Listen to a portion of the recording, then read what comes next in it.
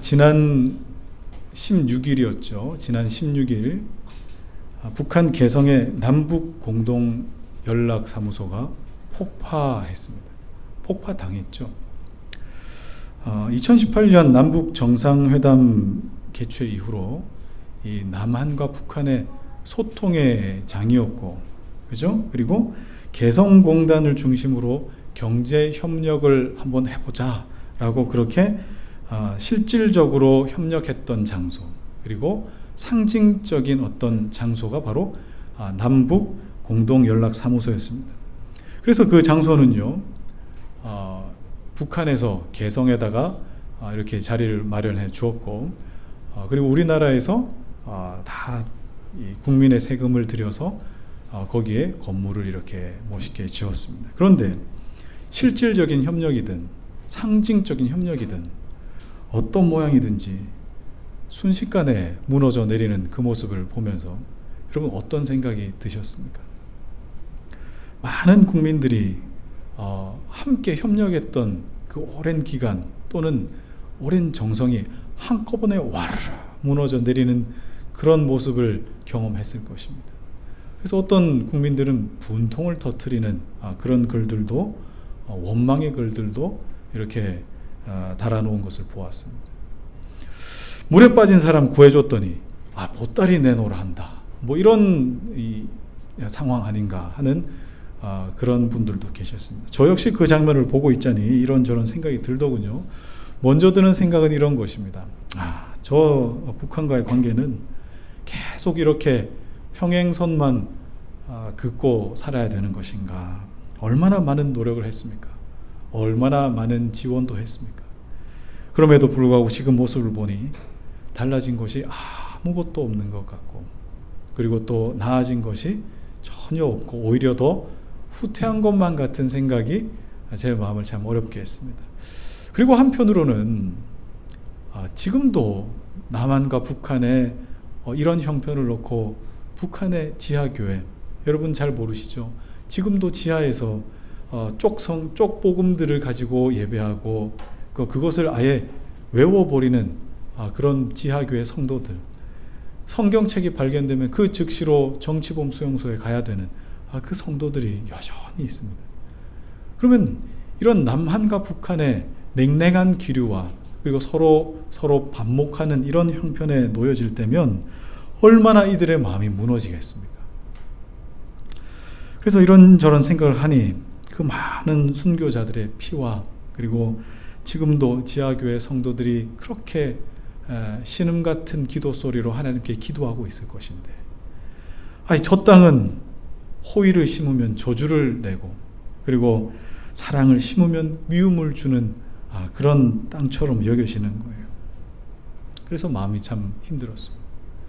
근데 여러분, 실제로 그런 땅이 있다면 여러분 어떠시겠습니까? 실제로 그런 땅이 있다면, 저주의 땅이 있다면, 실제로 그런 땅이 있다면 어떨까요? 여러분, 원전 사고로 인해서 지금도 저주의 땅이라 불리는 곳이 있습니다.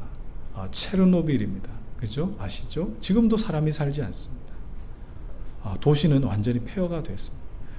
그리고 동일본 대지진 때 완전히 쑥대밭이 되어버린 그런 후쿠시마 같은 도시도 있습니다.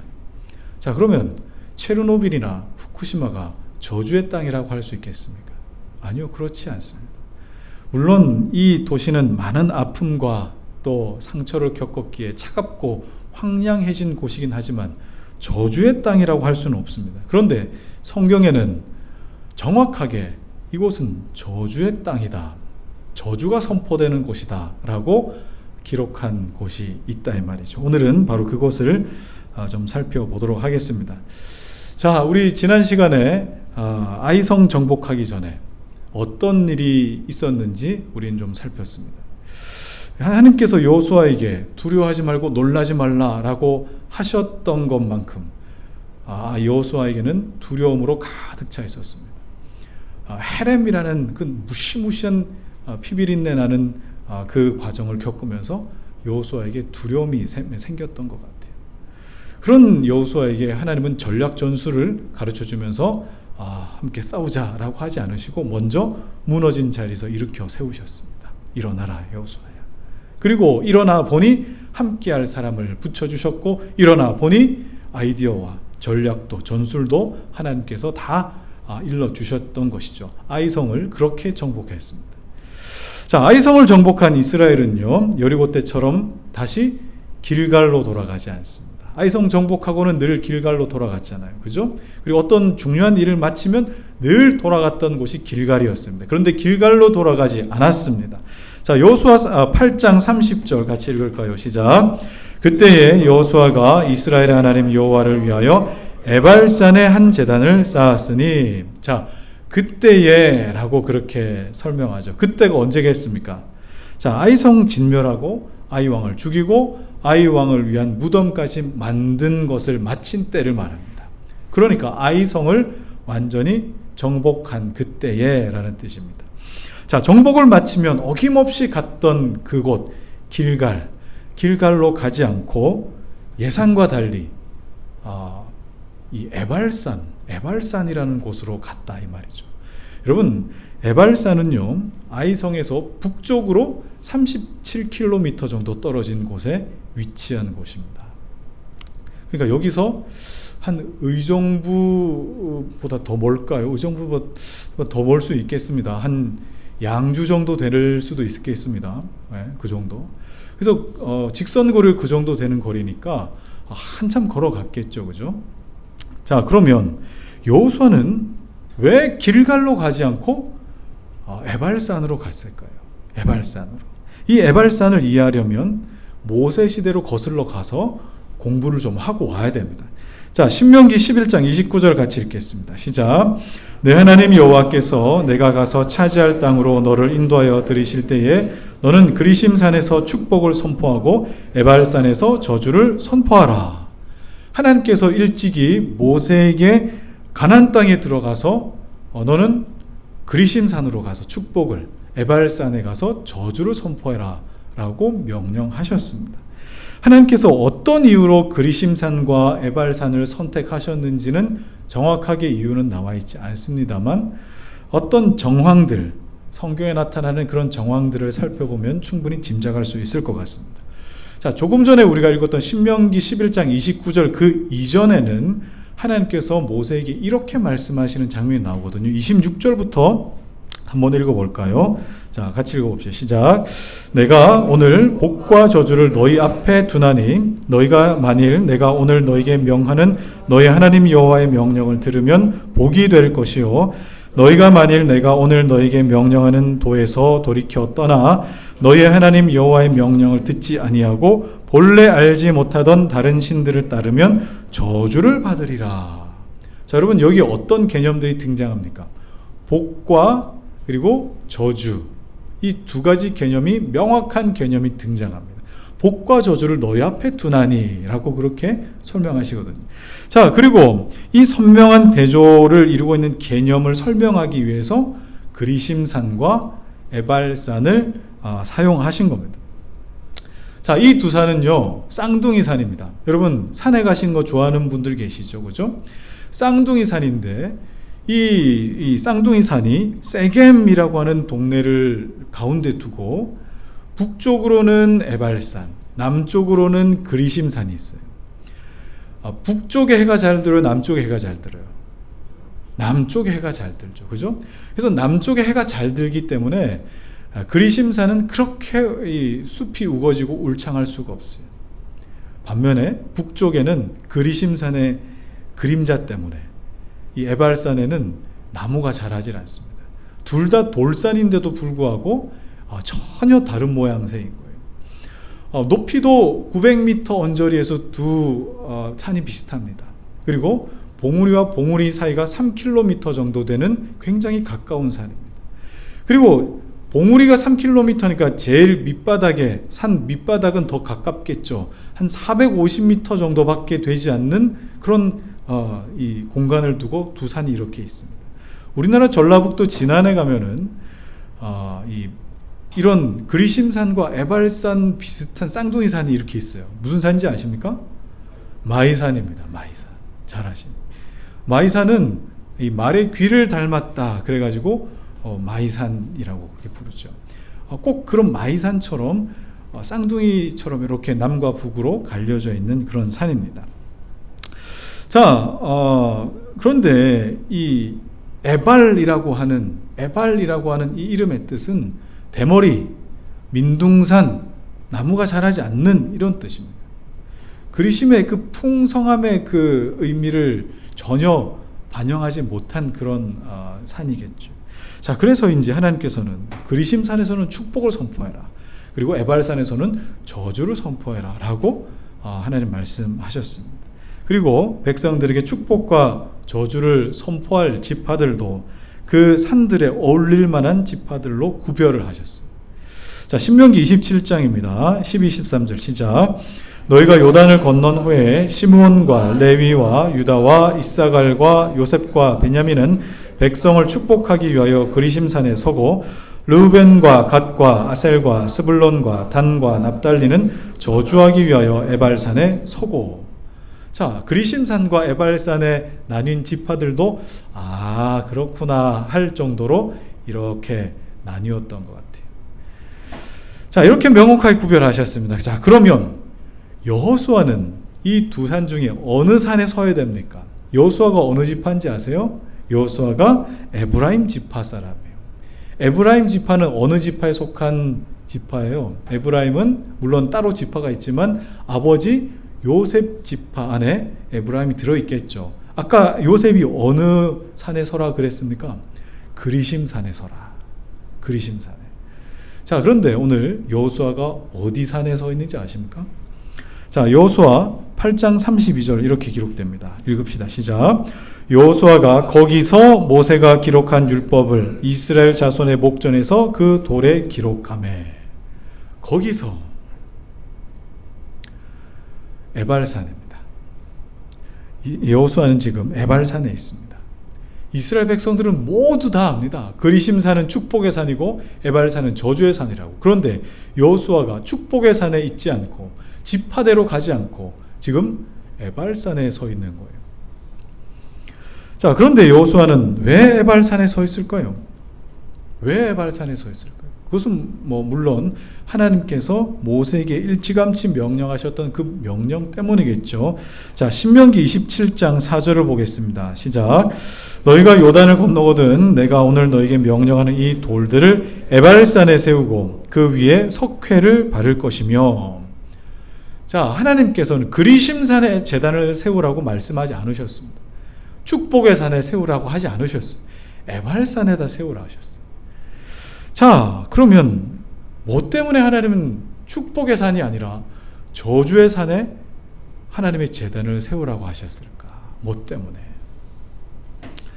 지금 우리는 그리심산과 에발산을 두고 축복과 저주를 지금 생각하고 있습니다. 너희 앞에 축복과 저주를 두나니 라고 하셨던 것처럼 이스라엘 백성들을 12지파 중에 6지파로 나눴죠. 그죠? 그리고 그리심산과 에발산으로 나눴죠. 축복과 저주로 나눴죠. 명확하게 이렇게 서로 대조되고 있는 그런 그림을 그려내고 있습니다. 자, 그러면 우리 마음속에 이런 마음 들지 않으십니까? 너희 앞에 복과 저주를 두나니. 아니, 약속의 땅에 들어왔잖아요. 축복의 땅으로 들어왔잖아요. 그러면 하나님께서 복과 저주를 우리 앞에 두지 않으시고 너희는 이제 복을 누리며 살 것이니 라고 하시면 더 좋잖아요. 축복의 땅에서 왜 하나님은 복과 저주를 앞에 두셔가지고 우리로 말미암아 선택하게 하시냐 이 말이에요. 왜 선택하게 하시냐 이 말이에요. 그래서 이 복과 저주를 선택해야 된다는 이 사실이 우리 마음의 불편함으로 다가옵니다. 복과 저주를 앞에 둬서 선택하고 그 선택에 마치 우리가 책임을 다 져야 되는 것처럼 오늘 하나님께서 말씀하시는 것 같기 때문이죠. 그런데 축복의 땅, 약속의 땅에서 왜 이런 불편함을 느끼게 하실까요? 왜? 사실 이 하나님의 마음을 면면히 살피려면 오늘 우리가 지금 산이 세워져 있는 그 동네를 어떤 동네라 했다고요? 세겜이라고 불렀는데 이 세겜에서 어떤 일이 있었는지를 가만히 살펴보면 하나님의 마음을 좀 살필 수 있습니다. 자, 여러분, 세겜이라고 하는 동네에는 특별한 스토리가 있었습니다. 세겜은 이스라엘 선조들의 흔적이 상당히 진하게 묻어 있는 곳입니다. 여러분, 이스라엘의 거의 시조와 같은 사람이 누굽니까? 믿음의 조상 아브라함이죠. 아브라함입니다. 아브라함이 하나님의 명령을 따라서 자기 본토 친척 아비집을 떠나죠. 갈대아 우르를 떠나서 하나님께서 가라고 하신 약속의 땅 가나안으로 이렇게 오랫동안 걸어옵니다. 아버지와 더불어서 여러 가족들과 함께 오는데, 그런데 벼랑간 하란이라고 하는 동네에 머물러서 그만 거기에 주저앉고 맙니다. 하란이라고 하는 곳에. 자, 그리고 아버지가 그 하란이라는 곳에서 돌아가실 때까지 아브라함은 그 하란 땅에서 출발하지도 못하고 움직이지도 못하고 그곳에 가만히 머물러 있습니다. 자, 그러면 그런 어떤 모습을 보면 하란에 머물게 된 이유도 아마 아버지 데라의 영향이 있었지 않았을까 하는 것을 많은 사람들은 추측하고 짐작을 해요. 왜냐하면 그 아버지 이름 데라라고 하는 이름의 뜻도 지연시키다라는 이름의 뜻을 갖고 있거든요. 그렇게 데라가 죽고 난 다음에 아브라함이 곧장 하란을 떠나서 하나님께서 약속하신 가나안으로 들어옵니다. 그런데 그 가나안으로 들어와서 처음 하나님께 제단을 쌓은 곳이 바로 세겜 땅 모래 상수리 나무 앞이었습니다. 야곱이 있습니다. 야곱이 형 에서를 속이고 혈혈단신으로 삼촌 집으로 도망가죠. 그리고 그곳에서 무려 20년 동안이나 정말 뼈아픈 시간을 보내게 됩니다. 자, 그리고 그 우여곡절 많은 삶을 다 살다가 다시 고향 땅 가나안으로 돌아왔을 때에 그때 도착한 곳이 바로 세겜이었어요. 야곱도 거기서 제단을 쌓고 하나님을 예배했습니다. 자, 그럼 여러분 어떻습니까? 세겜은 이스라엘 조상들이요, 이런저런 인생의 우여곡절의 많은 삶을 살다가, 그리고 시간 낭비하는 그런 인생을 살다가 주님 앞으로 나올 때 내가 이 길이 아니구나, 주님을 선택해야 하는구나 라고 다짐하고 돌아오는 곳, 그 약속을 생각하고 다시 돌아오는 곳, 그곳이 바로 세겜이었습니다. 데라가 얘야, 나는 더 이상 못 가겠다, 나 죽거든 너희 마음대로 해라, 그랬을까요? 아브라함이 세겜으로 돌아오기 전에 하나님은 데라를 데려가시고 다시 하나님을 예배할 수 있도록 아브라함을 그렇게 인도해 가셨죠. 20년간 온갖 속임수로 살아온 야곱이 하나님 앞에서 씨름하였고 형 앞에서 잘못했다고 뉘우치고 나의 모든 욕망과 또 욕심들을 다 내려놓고 나니 하나님께서 세겜으로 인도하셔서 하나님을 예배하게 하셨습니다. 그곳이 바로 세겜이었습니다. 자, 세겜은 내 방법, 내 환경, 내 욕심 다 내려놓고 하나님의 약속, 그리고 하나님을 선택하는 것, 그것을 내가 결단하고 하나님을 만나는 것입니다. 자, 그럼 거기서 우리에게 선택권을 주시는 것 같은 복과 저주가 여기 있단다 라고 하시는 이유를 여러분 좀 어렴풋이 짐작할 수 있으시겠습니까? 거기에 세워진 그리심산과 에발산은 무엇을 뜻하고 있는지 좀 아시겠습니까?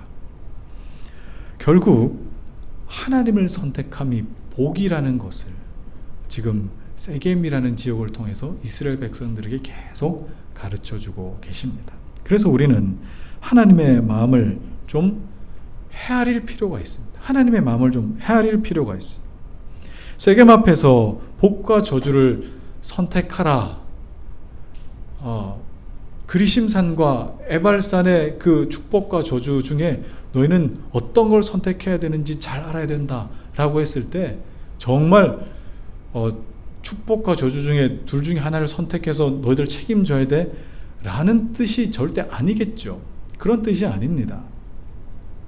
에발산을 보면서 그리심의 복으로 나오라. 내 욕심이 발견되고 내가 시간 낭비하며 내 인생을 허투루 살았다면 그것을 보면서 하나님 앞으로 나오라 하는 하나님의 마음이 바로 그런 마음입니다. 자녀를 키워보면 속에서 천불이 날 때가 있습니다. 천불이 날 때가 있어요. 특히 저희 집 첫째, 둘째가 지금 사춘기 호르몬 폭발할 때를 지금 경험하고 있습니다. 그래서 얘네들이 갑자기 저녁 때 갑자기 돌변해요. 갑자기 기분이 확 바뀌나 봐요. 이 시기에는 부모를 넓게 하는 은사를 주셨나 하는 생각이 들 정도로 말도 행동도 눈빛도 달라져요. 요즘 아이들이 게임을 많이 하죠. 그걸 훈계한다고 이런 말을 했다고 한번 생각해 보세요. 너 마음대로 해 그러면 여러분 진짜 너 마음대로 아빠가 마음대로 하라겠어 예스 하고 아침부터 저녁까지 게임만 하고 있으면 그게 말귀를 알아들은 겁니까? 못 알아듣는 겁니까? 마음대로 하라고 했다고 이게 마음대로 하라는 소리가 아니죠. 무슨 뜻이에요? 하지마 그거 또는 적당히 해 라는 뜻이잖아요. 그렇다면 복과 저주를 앞에 둘 테니까 선택해 라는 그 말은 정말 복과 저주 중에 하나를 선택해가지고 네가 그 결과에 책임져 라는 뜻이 아니에요. 아니라 이 말이에요. 어떤 아버지가 자녀에게 복과 저주 중에 하나를 선택하라고 하겠습니까? 이걸 정말 곧이곧대로 들어서 정말 나는 축복을 선택해야지 아니면 정말 이걸 선택하면 나에게 저주하실까? 이렇게 생각하는 자녀는 아직 철이 덜 든 자녀입니다.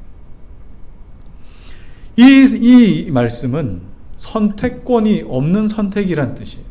너에게는 선택권이 없어. 그러니까 하나님 앞으로 나와야 돼. 라는 뜻이지 정말 이 둘 중에 어떤 걸 선택해야 될까? 이걸 고민하라고 주님 말씀하신 게 아니라 이 말입니다. 그래서 여호수아 8장 33절에 하나님의 이런 모습이 슬쩍 보입니다. 우리 33절 읽어볼까요? 시작. 온 이스라엘과 그 장로들과 관리들과 재판장들과 본토인뿐 아니라 이방인까지 여호와의 언약궤를 맨 레위 제사장 사람 앞에 궤 좌우에 서되 절반은 그리심산 앞에 절반은 에발산 앞에 섰으니 이는 전에 여호와의 종 모세가 이스라엘 백성에게 축복하라고 명령한 대로 함이라. 이스라엘 백성에게 축복하라고 명령한 대로. 그리심산에서 축복하고 에발산에서 저주하라고 그랬지. 하나님의 마음이 어떻습니까? 정말 축복과 저주 중에 하나를 선택해라 이 말이 아니라 여기 보면 뭐라고 하십니까? 모세가 이스라엘 백성에게 축복하라고 명령한 대로 함이라. 결국 하나님의 마음은 자기 자녀들을 향한 축복이었습니다. 결국 하나님의 마음은 자기 백성들을 향한 복이었다 이 말입니다. 이것이 하나님의 마음입니다. 자, 그렇다면 하나님께서 그리심 산이 아니라 에발산에 제단을 쌓으러 가신 이유가 뭘까요? 좀 짐작하시겠습니까? 앞서서 우리가 살폈듯이 결국 하나님의 마음은 자기 자녀들, 하나님의 백성들이 복을 받는 것입니다. 잘 되는 것입니다. 행복한 것입니다. 저주하기 위해 저주를 앞에 두는 것이 아니라 더 복된 삶을 살라고 도전의 방법으로 그렇게 말씀하시는 거죠. 자, 그러면 하나님께서 그리심이 아닌 에발산에다가 제단을 쌓으라 그렇게 말씀하신 이유는 뭐겠어요? 이 에발산에서 선포한 이 저주마저, 이 저주의 땅마저 축복으로 바꿔내기를 원하시는 하나님의 마음을 슬쩍 볼 수 있습니다. 그러기 위해 제단이 필요한 거예요. 그러기 위해 제단이 필요해요. 그러기 위해 그 저주를 덮어내기 위해 희생 제물의 피가 필요한 거예요. 결국 에발산을 그냥 저주의 산으로 두지 않으시고 그리심산과 같은 축복의 장소, 복의 장소로 에발산마저 바꾸기를 원하시는 하나님의 마음을 볼 수 있습니다. 자, 오늘 에발산에 세워진 제단이 여러분 좀 특별한 제단이에요. 왜 특별한지 여호수아 8장 31절 하반절을 우리 같이 읽겠습니다. 시작. 쇠연장으로 다듬지 아니한 새 돌로 만든 제단이라 무리가 여호와께 번제물과 화목제물을 그 위에 드렸으며. 저희 집 그 앞쪽에 공원이 하나 있는데 거기에 가면은 이렇게 천연 기념물이 하나 있습니다. 그게 뭐냐면 고인돌입니다. 고인돌. 그걸 우리나라 말로는 지석묘라고 그렇게 부르더군요. 여러분 고인돌이 얼마나 큰지 아십니까? 저 끝에부터 여기까지 굉장히 큰 한 덩어리의 돌입니다. 큰 한 덩어리의 돌. 그 돌 밑에다가 사람을 장사 지냈던 거예요. 자, 그러면 여러분 제단이라고 했을 때에 정말 훌륭한 제단은 어떤 제단이겠어요? 그런 넓고 평평한 큰 돌 하나를 떼와가지고 사람들이 제단을 하고 거기에다가 평평하게 만든 곳에 짐승을 올려놓고 하나님 앞에 제사 드리는 것. 이게 여러분 가만 생각해 보면 정말 좋은 제단이겠죠. 그런데 오늘 여호수아에게 말씀하신 제단은 그런 제단이 아니에요. 여기 보니까 쇠 연장으로 다듬지 아니한 쇠돌이라 그랬습니다. 쇠 연장으로 다듬지 아니한 돌. 자, 그 말은 무슨 말이냐? 사람이 가공하지 않은 자연석입니다.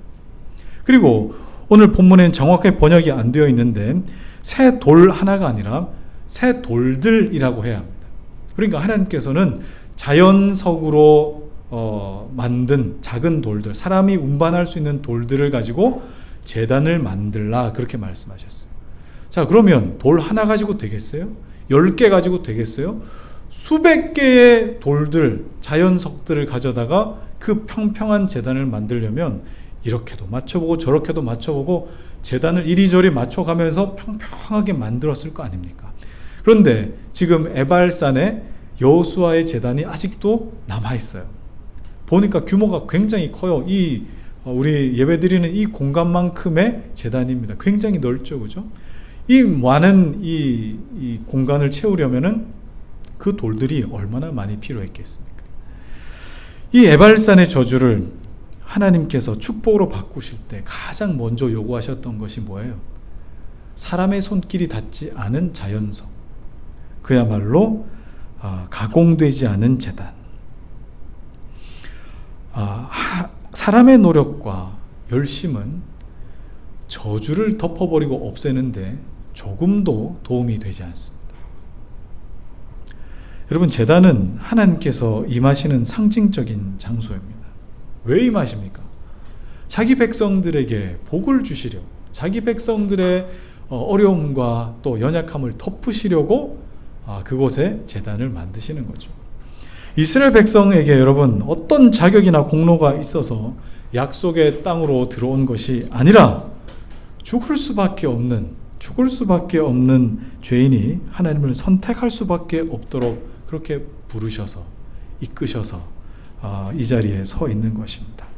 그것을 깨닫게 해주는 곳이 바로 저주의 산 에발산입니다. 자, 그러면 사람의 노력과 사람의 어떤 열심이 전혀 묻어있지 않은 그 제단에 오롯이 드러나고 또 보여지는 것이 뭐겠어요? 그곳에서 정말 희생제물로 죽은 어떤 짐승의 죽음이겠죠. 그곳에는 그 짐승의 죽음만 나타나는 겁니다. 로마서 3장 24절 25절 우리 같이 읽겠습니다. 시작. 이 예수를 하나님이 그의 피로써 믿음으로 말미암는 화목 제물로 세우셨으니 이는 하나님께서 길이 참으시는 중에 전에 지은 죄를 간과하심으로 자기의 의로우심을 나타내려 하심이니 곧 이때에 자기의 의로움을 나타내사 자기도 의롭다 하려 하심이라. 여호수아가 축복의 산 그리심에 서지 않고 저주의 산 에발산에다가 제단을 쌓았습니다. 그리고 바로 이 제단에서 번제와 화목제를 드립니다. 번제는 내 죄의 문제를 해결할 때 드리는 제사고, 화목제는 번제로 인해서 내 죄의 문제를 해결한 사람만이 드릴 수 있는 하나님 앞에서의 감사와 기쁨의 제사입니다. 그래서 이 번제의 이 제물은 먹을 수 없지만 화목제의 제물은 하나님 앞에서 기쁨과 감사로 서로 떡을 떼며 먹을 수 있는 거예요. 자, 이 일을 여호수아가 하기 위해서 그는 에발산에 섰던 겁니다. 이 일을 하기 위해서. 여호수아의 신약식 이름이 뭔지 아십니까? 예수. 이 일을 하기 위해서 저주의 산에 오르셨던 예수 그리스도를 우리는 여호수아를 통해 얼핏 보고 있는 겁니다. 예수 그리스도의 피의 능력으로 죄의 문제를 씻기고, 그리고 또 하나님 앞에서 감사와 기쁨으로 찬양하고 또 하나님 앞에 나아갈 수 있도록 길을 열어두셨다 하는 것을 여호수아를 통해 예고편처럼 그렇게 보여주고 계신 것입니다. 여러분, 이것을 믿는 자가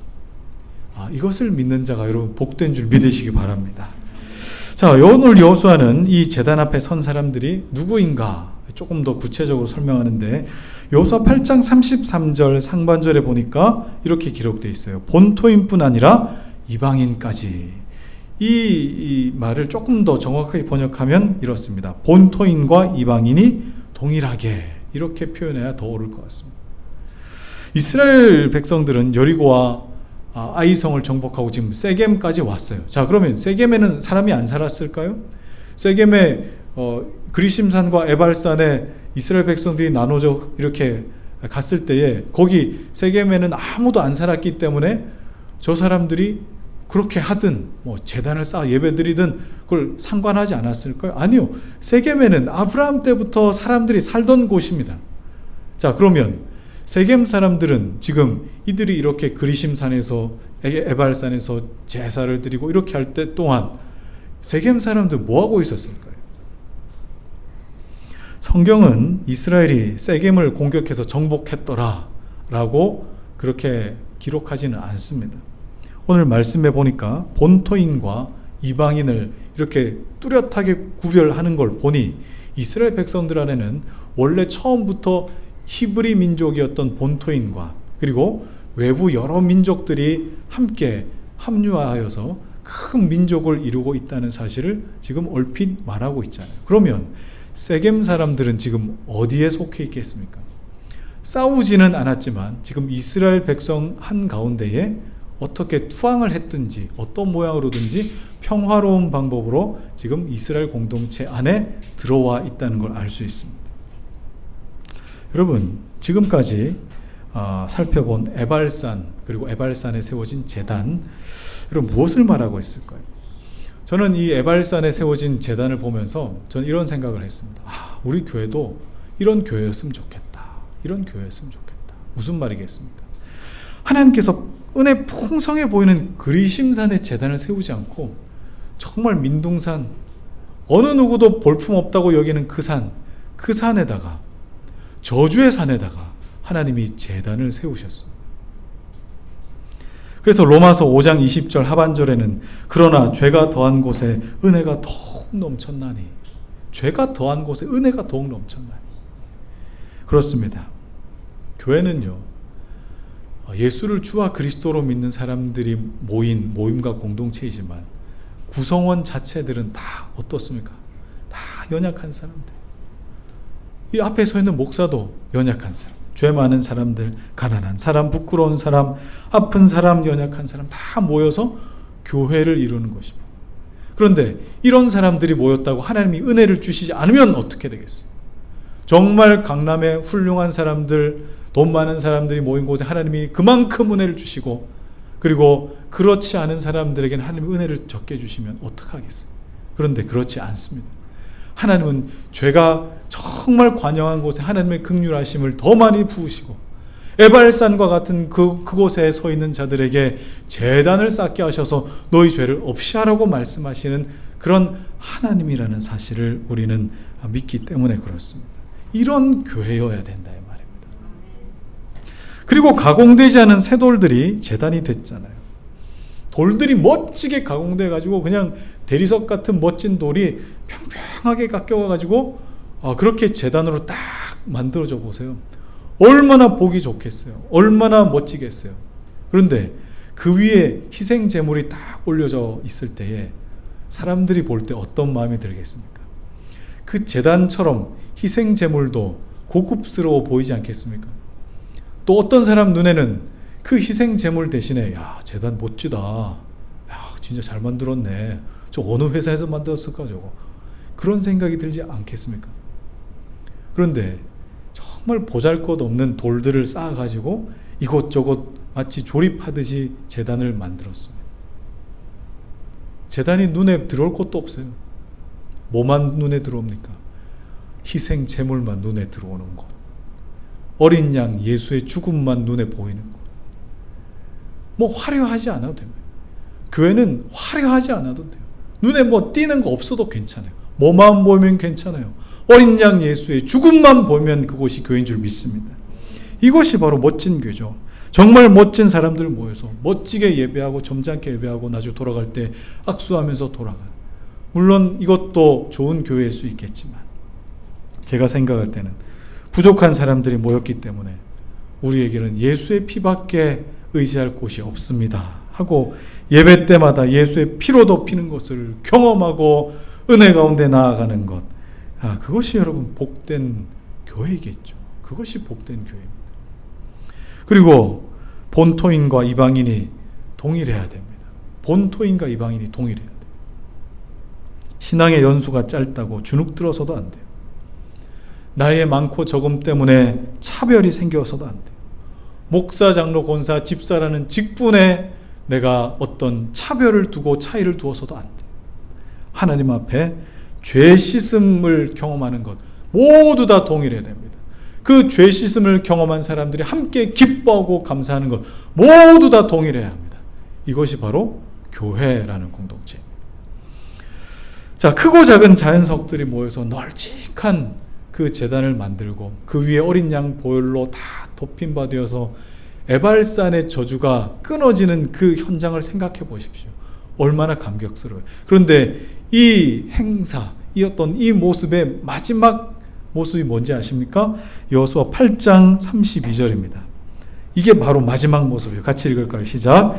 여호수아가 거기서 모세가 기록한 율법을 이스라엘 자손의 목전에서 그 돌에 기록하매.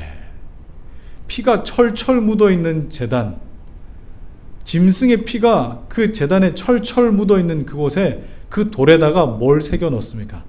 하나님의 말씀을 새겨 넣습니다. 교회의 마지막은 이것입니다. 주의 보혈로 덮여 있어서 정말 우리가 죄 씻음 받았는데 그 사람들을 뭐가 지키는 거예요? 말씀이 지켜내는 거예요. 말씀이 우리의 삶을 붙드는 거예요. 말씀이 우리 삶에 새겨지는 거예요. 그래서 그 저주의 에발산이 축복의 산이 된다 이 말입니다. 여러분, 그런 복된 하나님의 사람들 다 되시기 축복합니다. 참 그냥 상상만 해도 너무 멋진 교회잖아요. 사람의 흔적보다 하나님의 흔적이 더 선명한 교회. 예수 십자가의 보혈로 죄의 문제가 해결되고 감사와 찬송이 넘치는 그런 교회. 또 복음 앞에 그 어떤 누구도 소외되지 않고 동일하게 기쁨과 감사를 누릴 수 있는 그런 교회. 그리고 모든 것 위에 하나님의 말씀이 덮여지고 또 하나님의 말씀이 교회를 끌어안는 그런 교회. 우리 모두 그런 교회가 되시기를 주의 이름으로 축원합니다. 이제 말씀을 좀 정리하도록 하겠습니다. 오늘 우리는